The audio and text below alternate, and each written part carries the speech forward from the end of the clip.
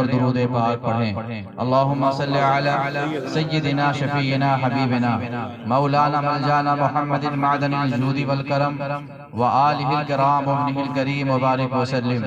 صلاة و سلام علیکہ یا رسول اللہ صلی اللہ علیہ وسلم۔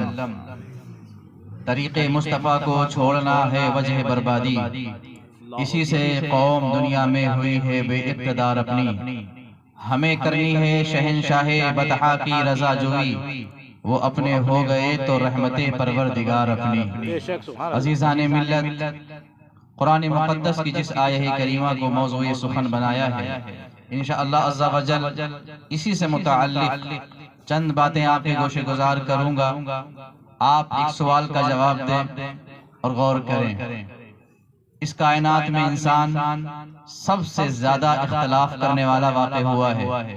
انسان کی طبیعتیں، انسان کا پسند، انسان کا مزاج، انسان کا رہن سہن، انسان کا وضاقتہ، ان ساری چیزوں میں بے پناہ اختلاف پایا جاتا ہے، مگر ایک چیز اس کائنات میں ایسی ہے جس پر سارے انسان متفق ہیں، حتیٰ کہ مسلمان ہوں یا کافر اتفاق ہے، حتیٰ کہ انبیاء ہوں یا اولیاء اتفاق ہے۔ یعنی میں بتانا یہ چاہ رہا ہوں کہ ایک چیز ایسی ہے، کائنات میں صرف ایک چیز ایسی ہے جس کی چاہت، جس کی طلب ہر ایک کو ہے۔ چھوٹا اسی چیز کی طلب رکھتا ہے اور جوان اسی چیز کی خواہش رکھتا ہے، بوڑھا اسی کو حاصل کرنا چاہتا ہے، بیمار اسی کو پانا چاہتا ہے، صحت مند اسی کو لینا چاہتا ہے، غریب اسی کے لیے بے قرار ہے، امیر اسی کو چاہتا ہے، نیکی کرنے والا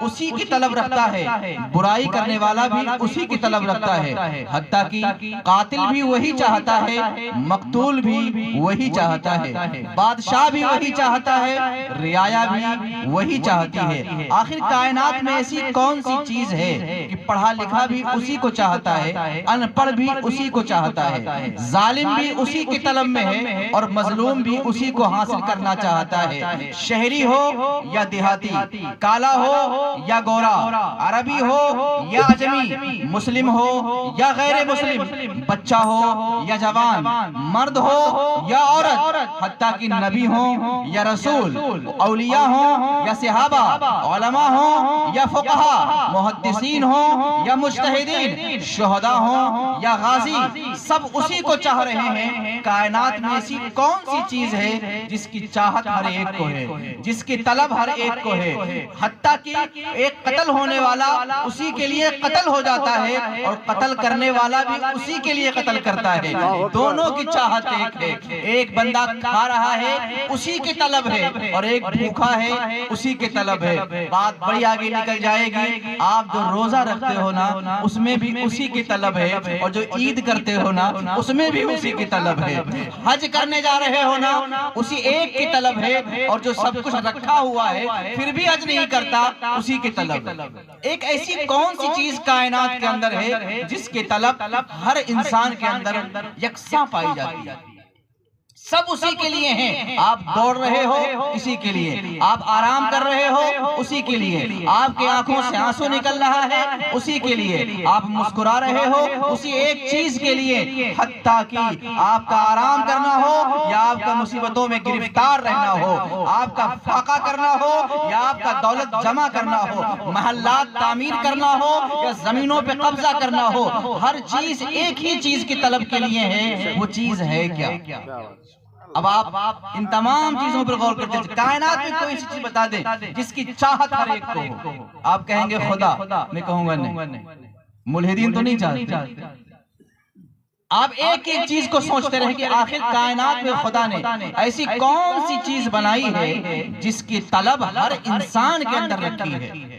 ایک ننھا سا بچہ جو ابھی صحیح سے بول نہیں سکتا وہ اسی چیز کی طلب رکھتا ہے، اور ایک بوڑھا جو بستر پہ پڑا ہے اٹھ کر چل نہیں سکتا اس کے دل میں بھی اسی چیز کی طلب ہے۔ ایک بندہ طاقت و قوت کو جمع کرتا ہے اسی چیز کو حاصل کرنے کے لیے، اور ایک بندہ اپنا سر تن سے جدا کروا دیتا ہے اسی کو حاصل کرنے کے لیے۔ میں کیا بتاؤں، یزید بھی وہی چاہتا تھا، حسین بھی وہی چاہتے تھے، موسیٰ بھی وہی چاہتے تھے، فرعون بھی وہی چاہتا تھا، نمرود بھی وہی چاہتا تھا، جناب ابراہیم بھی وہی چاہتے تھے۔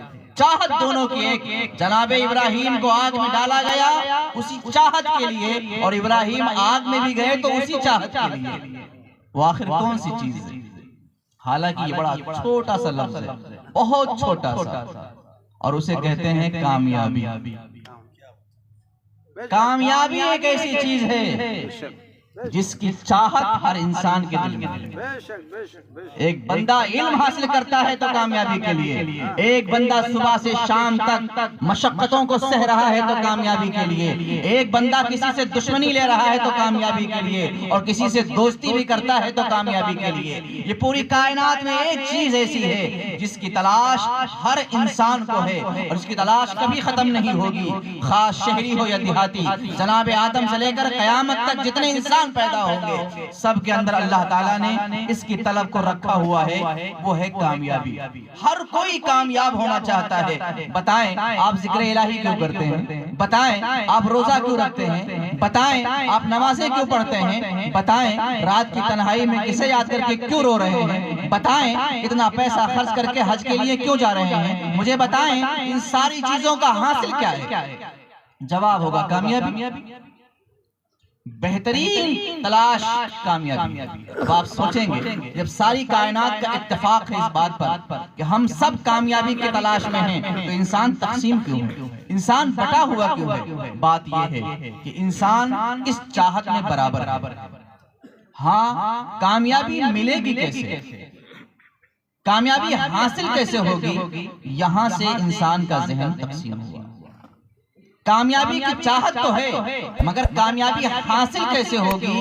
ہر ایک نے اپنا اپنا راستہ بنایا۔ کسی نے سمجھا دولت جمع کرنے سے کامیابی ملے گی، وہ دولت کے پیچھے لگ گیا۔ کسی نے سمجھا طاقت حاصل کرنے سے کامیابی ملے گی، وہ طاقت کے پیچھے لگ گیا۔ کسی نے سوچا شہرت سے کامیابی ملے گی، وہ شہرت کے پیچھے لگ گیا۔ کسی نے سمجھا زمین جائیداد زیادہ ہوگی تو اس سے کامیابی ملے گی، وہ اس کے پیچھے لگ گیا۔ کسی نے سوچا علم کے ذریعے سے کامیابی ملے گی، وہ اس کے پیچھے لگ گیا۔ کسی کو معلوم ہوا افراد زیادہ ہوں، تعلقات وسیع ہو جائے تو اس سے کامیابی ملے گی، وہ اس کے پیچھے لگ گیا۔ کسی کو معلوم ہوا اس دشمن کو راستے سے ہٹا دیا جائے تو کامیاب ہو جائیں گے، وہ اس کے پیچھے لگ گیا۔ کسی کو معلوم ہوا شہر چھوڑ دے تو ہمیں کامیابی مل جائے گی، وہ شہر چھوڑنے پہ تیار ہو گیا۔ حتیٰ کہ ہر انسان نے راستے الگ الگ چن لیے، الگ الگ راہوں پہ چل نکلے۔ جس نے سوچا تھا کہ دولت جمع کر لے کامیابی مل گئی تو وہ دولت تک تو پہنچ جاتا ہے۔ جس نے سوچا تھا طاقت جمع کر لے کامیابی مل جائے گی، وہ طاقت تو حاصل کر لیتا ہے۔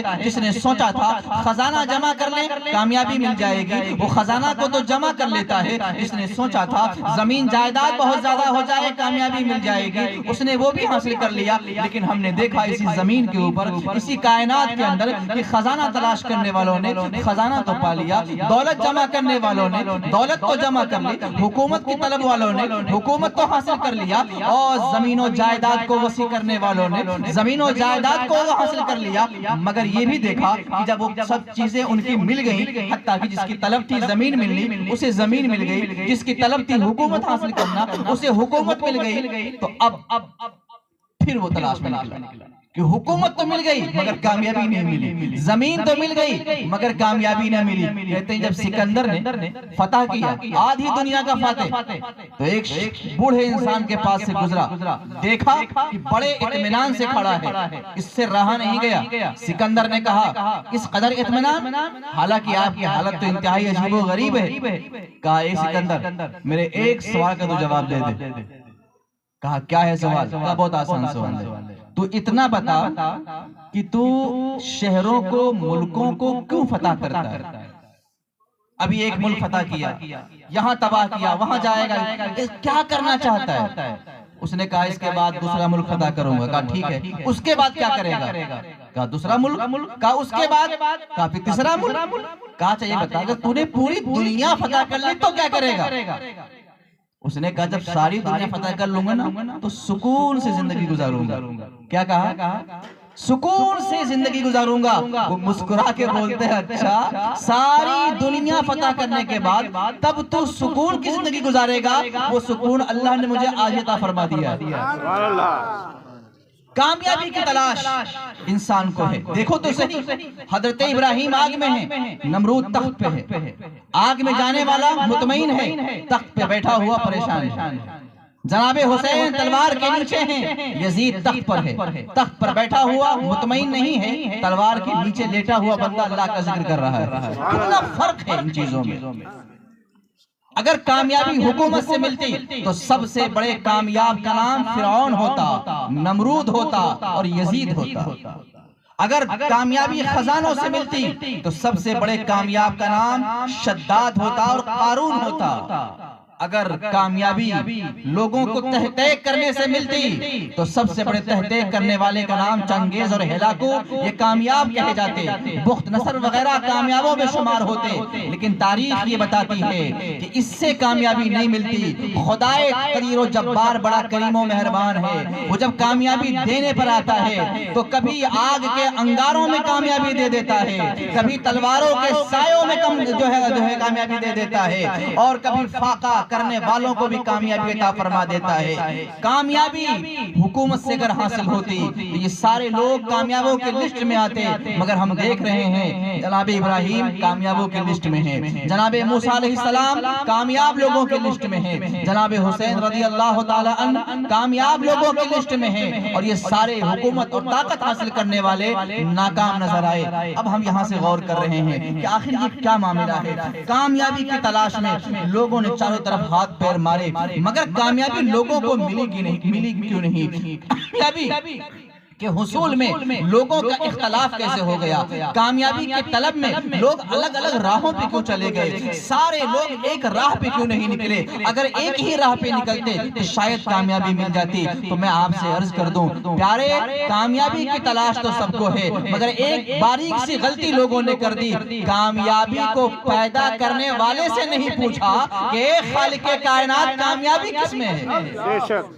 خود سے کوشش کی، مگر جس نے کامیابی بنائی ہے اس خالق سے نہیں پوچھا. آؤ ہم مسلمان ہیں، ہم کوئی قدم بھی اٹھاتے ہیں تو اپنی مرضی سے نہیں، اپنی خالق کی مرضی سے اٹھاتے ہیں. ہم دیکھتے ہیں میرے مولا نے کیا فرمایا ہے، نبی کائنات نے کیا فرمایا ہے، صحابہ نے کیا فرمایا ہے، بزرگان دین نے کیا فرمایا ہے. تو کامیابی کے بارے میں تمہارا کلام، مقدس کلام، کائنات کی عظیم ترین کتاب، لا ریب اور بے مثل کتاب نے فرمایا قد افلح من تزکا.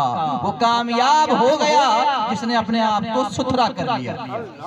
ایک لفظوں میں کامیابی ہے. لوگ کامیابی کی تلاش میں نہ جانے کہاں کہاں بھٹکے. قرآن نے لفظوں میں کہا جس نے اپنے آپ کو ستھرا کر لیا وہ کامیاب ہو گیا. جس نے اپنے آپ کو پاکیزہ کر لیا وہ کامیاب ہو گیا. اب بڑا مسئلہ پھنسا، اپنے آپ کو کیسے پاکیزہ کریں؟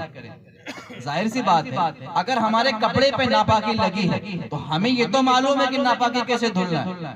بدن پہ ناپاکی کوئی چیز لگی ہے، اسے کیسے دھلنا ہمیں معلوم ہے، مگر اپنے آپ کو کیسے پاک کیا جائے گا؟ جب ہمیں بیماری پتہ ہوگی تو علاج بھی تلاش کر لیں گے. جب بیماری کی ہمیں علم نہیں تو علاج کہاں سے ڈھونڈیں؟ پھر یہاں پر آپ آئیے، اسی خالق کائنات کی طرف چلیے. اپنے ذہن کو مت دوڑائیے. رب العزت نے آپ کو بے سہارا نہیں چھوڑا، مالک الملک نے آپ کو کسی اور کے سہارے نہیں چھوڑا. خالق کائنات نے آپ کے پاس قرآن جیسی مقدس کتاب عطا فرمائی، اور کائنات کے سب سے بڑے حکیم جناب محمد الرسول اللہ کو جلوہ فرمایا، ان کو بھیجا اور ان کی امت میں آپ کو پیدا فرمایا. ساری کائنات میں سب سے بڑے حکیم، سب سے زیادہ علم والے، سب سے زیادہ پاکیزگی رکھنے والے اور کائنات کے سب سے بڑے معلم جناب محمد الرسول اللہ صلی اللہ علیہ وسلم ہیں. انہی سے پوچھو اپنے آپ کو ستھرا کیسے کیا جائے گا، اپنے آپ کو پاکیزہ کیسے کیا جائے گا. قرآن نے کہا وَيُعَلِّمُهُمُ الْكِتَابَ وَالْحِكْمَةَ وَيُزَكِّيهِمْ. ہم نے انہیں کتاب و حکمت کی تعلیم کے لیے اور تزکیے نفس کے لیے بھیجا ہے.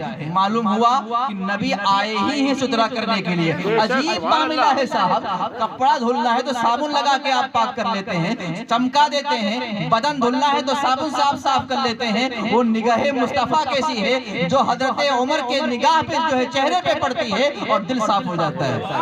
کیسی نگاہ ہے جو حضرت سیدنا عثمان غنی پہ پڑتی ہے اور دل صاف کر دیتی ہے۔ جناب بلال آتے ہیں اور دل کو روشن کر دیا جاتا ہے، یہاں ستھرا کیا جاتا ہے۔ کتنا ہی گندا دل ہو، یہاں کوئی آ جائے تو ایک لمحے میں صاف ستھرا ہو جاتا ہے۔ اور جسے اس نگاہ سے پاک کیا جاتا ہے، جسے اس نگاہ سے ستھرا کیا جاتا ہے، جسے اس نگاہ کے ذریعے سے پاکیزگی ملتی ہے، وہ کائنات کا امام بن جاتا ہے، پیشوا بن جاتا ہے، رہنما بن جاتا ہے۔ میرے عزیز ساتھیوں اور دوستوں، دیکھو تو صحیح وہ کتنے عظیم پیغمبر ہیں جن کو پروردگار نے پیدا ہی اسی کام کے لیے کیا۔ وَيُعَلِّمُهُمُ الْكِتَابَ وَالْحِكْمَةَ وَيُزَكِّيهِمْ، کتاب کی تعلیم، حکمت کی تعلیم، وَيُزَكِّيهِمْ، تمہیں پاک کریں گے۔ کون کرے گا؟ جناب محمد رسول اللہ۔ ایک بات دھیان رکھیں، اگر کسی سے کوئی چیز پاک کروانا چاہتے ہیں تو اس چیز کو اس کے حوالے کر دیں۔ بھائی آپ گاڑی دھونا چاہتے ہیں، کیا کرتے ہیں؟ گاڑی کھڑی کر دیں، لو بھائی اب تجھے سچائی کر لے۔ جو چیز آپ حتیٰ کی آپریشن کروانا ہے کیا کرتے ہیں؟ ڈاکٹر کے حوالے کر دیا، لو بھائی اطمینان ہے اس پر، یقین ہے اس پر، اعتماد ہے اس پر، جدھر کہے گا ادھر گھوم جاؤ گے، کہے گا بیٹھ جاؤ تو بیٹھ جاؤ گے، لیٹ جاؤ تو لیٹ جاؤ گے، یہ مت کھانا نہیں کھائیں گے، یہ کھا لینا، یعنی اپنے آپ کو اس کے حوالے کر دیا۔ مجھے بتاؤ جب کائنات میں ہر چیز کو لوگوں کے حوالے کر رہے ہو، اپنا وجود محمد رسول اللہ کے حوالے کر دو، اپنی خواہش مصطفیٰ کے حوالے کر دو، اپنی طبیعت مصطفیٰ کے حوالے کر دو، اپنی مرضی مصطفیٰ کے حوالے کر دو، اپنی سب کچھ مصطفیٰ کے حوالے کر دو۔ جب ان کے حوالے ہو جاؤ گے تو انشاءاللہ یہاں بھی پاکیزہ رہو گے، وہاں بھی پاکیزہ ہو گے۔ اپنے آپ کو ان کے حوالے کرو۔ میں کہتا ہوں ڈاکٹر کے حوالے کیا، خطرہ ہے۔ میں کہتا ہوں دنیا دار کے حوالے کیا، خطرہ ہے۔ ہو سکتا ہے وہ انسان ہے، غلطی کر جائے، مگر تم نے جس کے حوالے کیا ہے وہ خدا کا محبوب ہے، کائنات کا نبی ہے، خاتم النبیین ہے، خدا نے انہیں بنایا ہی اس لیے۔ دیکھو ابو بکر ان کے حوالے ہوئے تو صدیق بن کے نکلے، عمر ان کے حوالے ہوئے تو فاروق اعظم بن کے نکلے، عثمان ان کے حوالے ہو گئے ذو النورین بن کے نکلے، دبلے پتلے مولائے کائنات ان کے حوالے ہوئے تو شیر خدا حیدر کرار بن کے نکلے۔ دیکھو ان کے حوالے بلال ہو گئے تو کالے تھے، مگر تمام لوگوں نے کہا سیدنا بلال، بلال ہمارے بھی سردار ہیں۔ ان کے حوالے ہو جاؤ جنہوں نے سلمان کو چمکایا، جنہوں نے صہیب رومی کو چمکایا، جنہوں نے حضرت عمیر کو چمکایا، جن کے قدموں سے وابستہ ہونے کے بعد اب وحشی نہ رہ گئے، جن کی بارگاہ میں آنے کے بعد ابو سفیان کے گناہ کو معاف کر دیا گیا، جن کی بارگاہ سے وابستہ ہونے کے بعد اتنا عظیم مزدہ مل گیا۔ اصحابی کا نجوم فبأیہم اقتدیتم اہتدیتم، میرے صحابہ ستاروں کی طرح سے ہیں، تو ان میں جن کی پیروی کرو گے ہدایت پا جاؤ گے۔ سبحان اللہ، ان کے حوالے کر دو، جن کے حوالے اگر کوئی نابینا بھی ہو جائے تو عظمت والے ہو جاتے ہیں، کوئی شہری دیہاتی بھی ہوں، کوئی غریب و امیر بھی ہوں۔ حتیٰ کہ ایک دیہاتی صحابی بارگاہ مصطفیٰ میں آیا کرتے تھے، سبزی بیچنے کے لیے آتے تھے، اللہ کے رسول نے ان سے مزاح فرمایا، مزاح کرتے وقت سرکار پیچھے سے گئے اور ان کے آنکھوں پہ اپنے ہاتھ کو رکھ لیا، انہیں معلوم نہ پڑے کہ میں کون ہوں، آنکھوں کو بند کر لیا، یعنی پوچھنا چاہتے تھے بتاؤ میں کون ہوں۔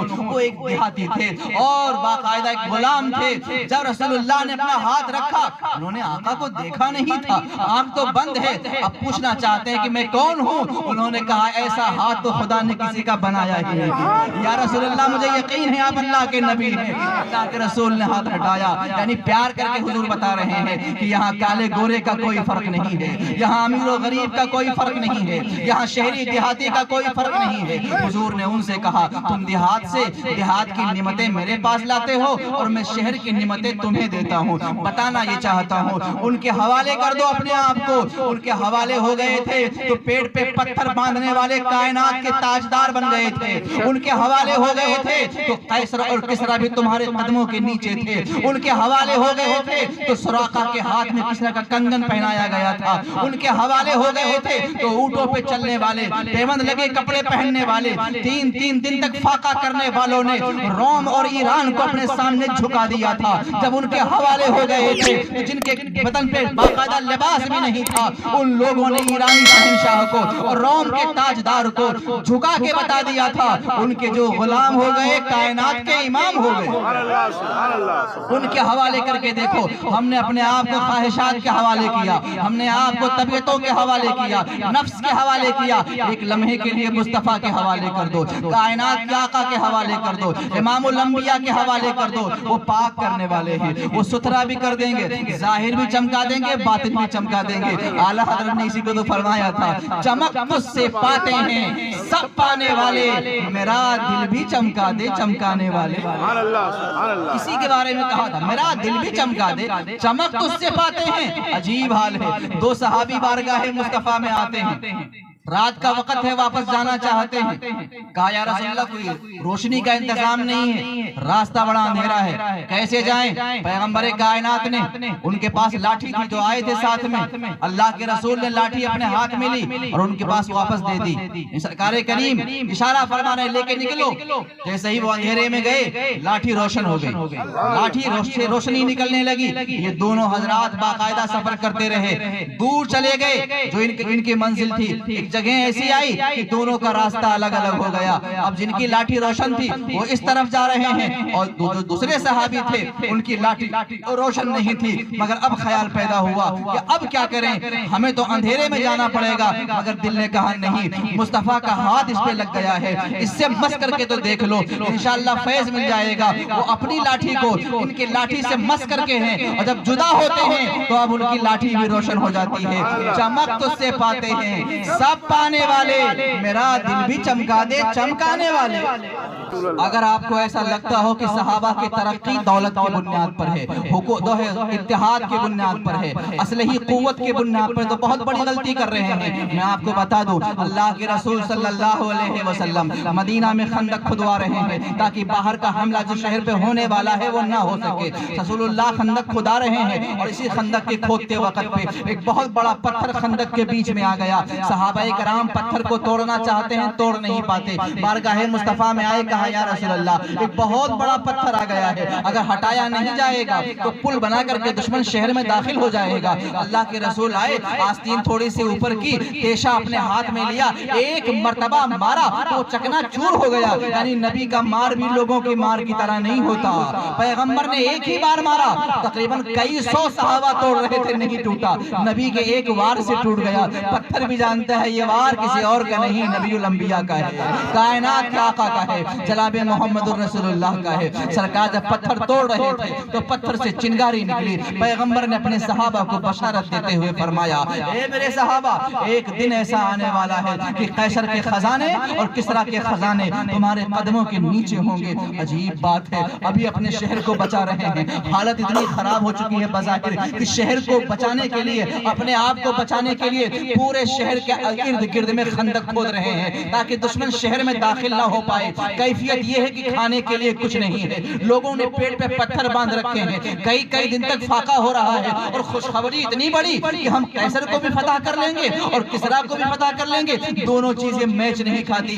دیکھ لو، پیشن گوئی کرنے والے نا اپنے انومان کو جو پیش کرتے ہیں نا تو کسی چیز کی بنیاد پر پیش کرتے ہیں۔ ایک بندے کے پاس بہت زیادہ اسلحہ ہے تو وہ اس بنیاد پہ کہتا ہے کہ میں اس کو فتح کر لوں گا، ایک کے پاس بہت بڑی دولت ہے تو اس بنیاد پہ کہتا ہے میں اس کو خرید لوں گا۔ یعنی کوئی بیس تو ہے، یہاں تو کوئی بظاہر بیس بھی نہیں ہے، خندق کھود رہے ہیں، پیٹ پہ پتھر ہے، پیوند لگے کپڑے پہنے ہوئے ہیں، اور نوبت یہ ہے کہ کسریٰ کو اور قیصر کو اپنے قدموں میں جھکانے کی بات کر رہے ہیں، مگر وہ لوگ جانتے تھے یہ رسول اللہ کی زبان ہے، یہاں سے جو کچھ نکلتا ہے وہ اللہ کا فرمان ہوتا ہے۔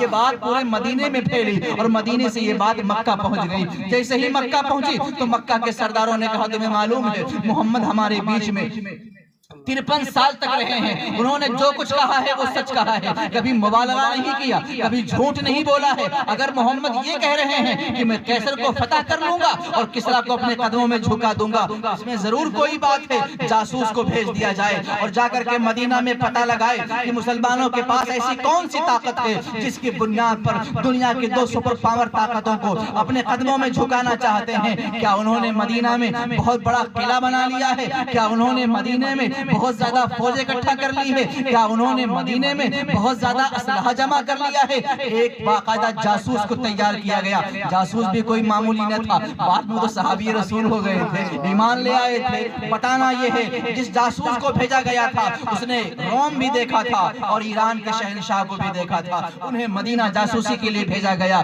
وہ مدینے میں آئے، جائزہ لیتے رہے، خبر گیری کرتے رہے، کچھ تو مدینہ میں نظر نہیں آیا جیسا مدینہ آج ہے۔ یہ اس طرح نہ تھا، کچے مکانات تھے، بہت کم لوگوں کی آبادیاں تھیں۔ وہ دیکھتے رہے، نہ تو کوئی قلعہ دکھائی پڑ رہا ہے، نہ کوئی فوج دکھائی پڑ رہی ہے، نہ کہیں اسلحوں کا انبار دکھائی پڑ رہا ہے۔ بڑے پریشان ہوئے کہ آخر کس بنیاد پہ محمد الرسول اللہ نے قیصر اور کسریٰ کو اپنے قدموں میں جھکانے کی بات کہی ہے، کچھ تو راز ہے۔ پورا جائزہ لے لیا مدینے کا، نہ فوج نظر آئی، نہ قلعہ نظر آیا، نہ اسلحوں کا ذخیرہ نظر آیا۔ اس کے بعد ظہر کی اذان ہوتی ہے، وہ تمام مسلمان باقاعدہ مسجد کی طرف دوڑتے ہیں اور اس کے بعد لوگ وضو کے لیے حاضر ہوتے ہیں۔ میرے پیغمبر جناب محمد الرسول اللہ صلی اللہ علیہ وسلم بوریے پہ تشریف فرما ہے، نیچے جلوہ گر ہیں اور وضو فرما رہے ہیں۔ وہ بندہ دور کھڑے ہو کر کے دیکھ رہا ہے، وضو کر رہے ہیں، اور جیسے ہی وضو کا پانی ہاتھ سے نیچے گرنا چاہتا ہے، لوگ دوڑ کر کے اس پانی کو اپنے ہاتھ میں لے لیتے ہیں۔ کوئی پی لیتا ہے، کوئی آنکھوں سے لگاتا ہے، کوئی سینے پہ مسل لیتا ہے۔ اگر دوسرے کو پانی نہیں ملتا تو گیلے ہاتھ پہ ہاتھ پھیر کر کے اپنے چہرے پہ پھیر لیتا ہے۔ عجیب حالت ہے، وہ کلی کر رہے ہیں، پانی نیچے نہیں جانے دیتے، ہاتھ میں لے رہے ہیں، مسل رہے ہیں، پی رہے ہیں، پیار کر رہے ہیں، ایک دوسرے کو جو ہے برکت کے طور پہ دے رہے ہیں۔ یہ بندہ دیکھتا رہا، سب کچھ ملاحظہ کیا، واپس مکہ گیا، کہا اے مکہ کے سرداروں، تم نے مجھے قیصر بھی بھیجا ہے اور تم نے مجھے کسریٰ بھی بھیجا ہے، میں نے روم کے شہنشاہ کو بھی دیکھا ہے، ہم نے ایران کے تاجدار کو بھی دیکھا ہے۔ میں تمہیں وصیت کرتا ہوں خبردار تم محمد سے مقابلہ مت کرنا۔ انہوں نے کہا کیا ہو گیا، کچھ دیکھ کر کے آئے ہو؟ کہا نہیں، ان کے پاس کوئی قلعہ نہیں، ان کے پاس کوئی اسلحوں کا انبار نہیں، ان کے پاس کوئی فوج نہیں۔ کہا پھر کس بات پہ کہہ رہے ہو؟ کہا سنو، میں نے قیصر کو بھی دیکھا ہے اور کسریٰ کو بھی دیکھا ہے۔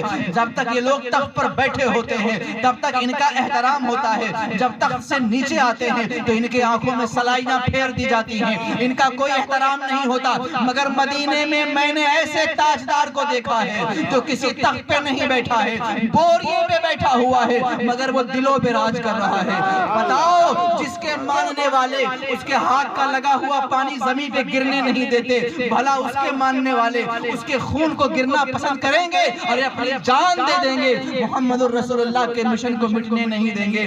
دیوان گانے عشق محمد کو دیکھ کر حیرا گئی ہے گردش دورہ کبھی کبھی، گردن میں ہار ڈالے ہیں ماہ و نجوم نے، گزرا ہے ان حدوں سے مسلمہ کبھی کبھی۔ جو آپ کہتے ہیں دشت و دشت ہے دریا بھی نہ چھوڑے ہم نے، بحر ظلمات میں دوڑا دیے گھوڑے ہم نے، یہ صرف شعر نہیں حقیقت ہے۔ مجھے بتاؤ کہ آخر ان مکی اور مدنی مسلمانوں کو اللہ نے غلبہ کیوں دیا؟ دولت کی بنیاد پر نہیں، اتحاد نہیں صاحب، آپ کہیں گے کہ خزانہ نہیں صاحب، بہت اچھے مکانات میں نہیں، حتیٰ کہ اصحاب صفہ کی تعداد کے بارے میں ہے کم سے کم 70 اور زیادہ سے زیادہ 400 حضرات ایسے تھے جن کو اصحاب صفہ کہا جاتا ہے، جن کے پاس پہننے کے لیے کپڑے بھی نہیں تھے، بس سر ڈھانکنے کے لیے کمبل یا کوئی بوریا وغیرہ وہ اسے لپیٹ لیتے تھے، یعنی اتنے غریب، اور ان کے ناموں سے ایران کا تاجدار بھی کانپتا تھا، روم کا بادشاہ بھی کانپتا تھا۔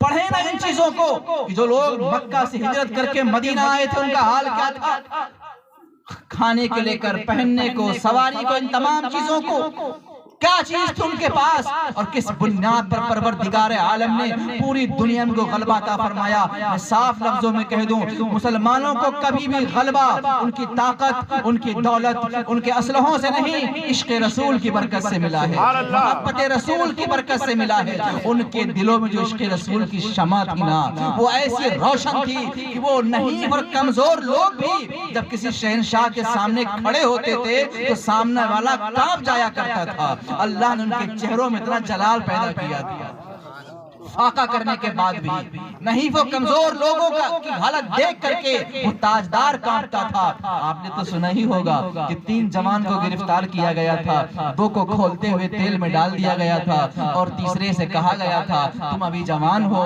تم اپنا مذہب چھوڑ دو, اسلام چھوڑ دو, ہم تمہیں حکومت دے دیں گے, گورنر بنا دیں گے. تمہارے بال بکھرے بکھرے ہیں, تمہارے کپڑے پھٹے پرانے ہیں, تمہاری تلوار زنگ آلود ہے, تمہارے چہرے سے بھوک کے آثار دکھائی پڑتے ہیں, تم اتنے پریشان لوگ ہو, تمہیں کیا دیا ہے اسلام نے؟ تم کو تو کچھ بھی اسلام نے نہیں دیا. میری طرف آ جاؤ, سب کچھ تمہیں ملے گا, خزانے تمہارے قدموں میں ہوں گے, عمدہ لباس پہنو گے, غلام آگے پیچھے ہوں گے, ہٹو بچو کے نعرے لگیں گے, تمہاری شان و شوکت ہوگی. اللہ اکبر. اس نے عجیب بات کہی تھی, اس نے کہا بادشاہ مجھے ایک بات تو بتاؤ کہ تمہاری بادشاہت کتنی بڑی ہے؟ اس نے کہا میری بادشاہت تقریباً 4 حصوں میں سے 1 حصے پر اس وقت غالب ہے. کہا اچھا تم جانتے ہو ہم نے اسلام کو قبول کیا ہے, اگر یہ ساری بادشاہت تم مجھے دے دو تو کلمہ طیبہ لا الہ الا اللہ محمد الرسول اللہ کا ایک قطرہ بھی نہیں ہو سکتا. تم کیا جانتے ہو ہم نے اسلام طاقت کے لیے حاصل کیا ہے, ہم نے اسلام دولت کے لیے حاصل کیا ہے, ہم نے اسلام اللہ کی رضا کے لیے, آخرت کی نعمت کے لیے, محبت رسول کے لیے, اپنے رب کی بارگاہ میں حاضر ہونے کے لیے. ہم بھوکے ہیں تو بھی اللہ کے رہیں گے اور کھائیں گے بھی تو بھی خدا ہی کے وفادار رہیں گے. ہمارے پیوند لگے کپڑے بھی ہوں گے تو بھی ہم مصطفیٰ سے غداری نہیں کریں گے, اور ہم محلوں میں بھی رہیں گے تو اسی آقا کے ہم غلام رہیں گے. اس بارگاہ سے جدا ہو جائیں یہ تو ہم سوچ بھی نہیں سکتے. تاریخ اسلام پڑھ کر کے دیکھیے تو آپ کو ایسے ہزاروں واقعات ملیں گے. میں بتانا یہ چاہتا ہوں ہر انسان کامیابی کی تلاش میں, کوئی سوچتا ہے دوستی بڑھا لو کامیابی ملے گی, کوئی سوچتا ہے تعلقات وسیع کر لو کامیابی ملے گی, کوئی طاقت خزانہ دولت کے پیچھے. اسلام کے پیچھے کیوں نہیں چلتے ہو؟ جس اسلام نے صحیح کے میدان میں سلطان صلاح الدین ایوبی کو کامیابی دی تھی اس اسلام کی طرف کیوں نہیں جاتے ہو؟ جس نے طارق ابن زیاد کو کامیابی دی تھی اس اسلام کی طرف کیوں نہیں جاتے ہو؟ جس نے موسیٰ بن نصیر کو کامیابی دی تھی تم اس اسلام کی طرف کیوں نہیں جاتے ہو؟ 125 جنگ کرنے والے خالد ابن ولید کو جس نے کامیابی عطا فرمائی تھی تم اس اسلام کی طرف کیوں نہیں جاتے ہو؟ اس اسلام کو قبول کر لینے کے بعد پروردگار عالم نے جناب ابو ہریرہ کا مقام اتنا بلند کر دیا, جناب بلال کا مقام اتنا بلند کر دیا کہ بڑے سے بڑا ولی بھی ان کے قدموں تک نہیں پہنچ سکتا. کہاں جا رہے ہو کامیابی کی تلاش میں؟ کس کے دروازے پر دستک دے رہے ہو؟ کس کے چہرے کو دیکھ رہے ہو؟ کس کے محلات کو دیکھ کر کے تم مرعوب ہو رہے ہو؟ ہمیں کسی کے محل کی نہیں, مصطفیٰ کی غلامی سب سے بڑی محل ہے ہمارے لیے, سب سے بڑی دولت ہے ہمارے لیے, سب سے بڑا خزانہ ہے ہمارے لیے, سب سے بڑی خوشی ہے ہمارے لیے. کائنات کی ساری نعمتیں ایک طرف ہوں, مصطفیٰ کی غلامی ایک طرف ہو, تو ہماری خوشی اسی میں ہے. میرے پیارے بھائیوں, عزیز ساتھیوں اور دوستوں, بڑی خوشی کی بات ہے کہ شادی جیسے عظیم موقع پر بھی آپ نے محفل پاک کا انعقاد کیا. حالانکہ زمانے میں لوگ دولت آ جانے کے بعد, قوت آ جانے کے بعد اسلام سے آہستہ آہستہ دور ہونے لگتے ہیں, اسلام کی باتیں انہیں پسند نہیں آتی. اللہ آپ کو برکت دے کہ آپ ایسے موقع پر کہ آج غالباً بارات آئی ہے اور نوبت یہ ہے کہ آپ رسول اللہ کا ذکر سن رہے ہیں, یعنی آپ بتا رہے ہیں یا رسول اللہ ہم آئے یہاں تمہارے لیے, اٹھے بھی وہاں تمہارے لیے. یا رسول اللہ ہم پیدا بھی ہوئے تو آپ کے صدقے میں پیدا ہوئے, اگر آپ نہ ہوتے تو خدا ہمیں بناتا ہی نہیں, اور ہم پیدا ہی نہ ہوتے تو پھر یہ ہمیں جوانی کہاں سے ملتی, شادی کی نوبت کہاں سے آتی. یا رسول اللہ زمین و زمان تمہارے لیے, مکین و مکان تمہارے لیے, چنین و چنا تمہارے لیے, بنے تو جہاں تمہارے لیے. یا رسول اللہ ہم خوش بھی ہوں گے تو بھی آپ ہی کو یاد کریں گے, اور غم بھی آئے گا تو آپ ہی کو پکاریں گے. یا رسول اللہ ہمارے یہاں بچے کی پیدائش ہو تب بھی آپ ہی کا میلاد ہوگا, اور انتقال کسی کا ہو جائے تو بھی آپ ہی کا ذکر ہوگا. یا رسول اللہ ہر گھڑی ہم آپ ہی کے ہیں, ہم اٹھتے بیٹھتے آپ ہی کے ماننے والے ہیں میرے پیغمبر. جو کچھ بدن پہ موجود ہے, جو ہمارا وجود ہے, یہ سب آپ کے قدموں کی برکت سے ہے.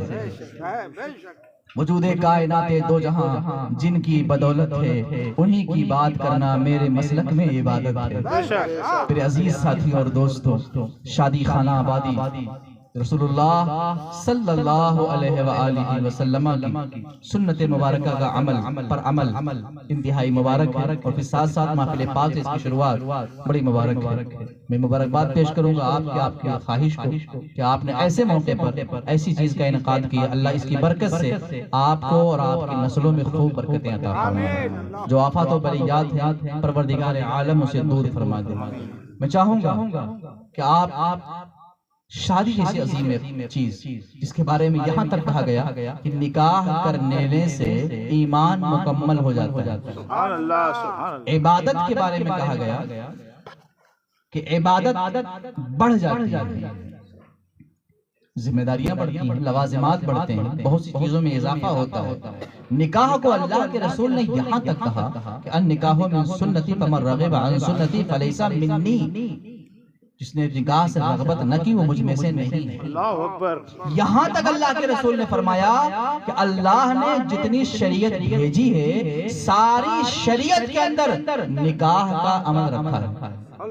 کوئی ایسی شریعت نہیں تھی جس میں نکاح کا عمل نہ ہو. آپ غور فرمائیں کہ بہت سی عبادتیں پچھلی شریعتوں میں نہیں تھیں.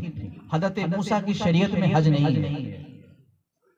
اس کے بعد گزشتہ نبیوں کی شریعت میں جو نماز تھی اس نماز میں رکوع نہیں, ہماری نماز میں رکوع بھی ہے.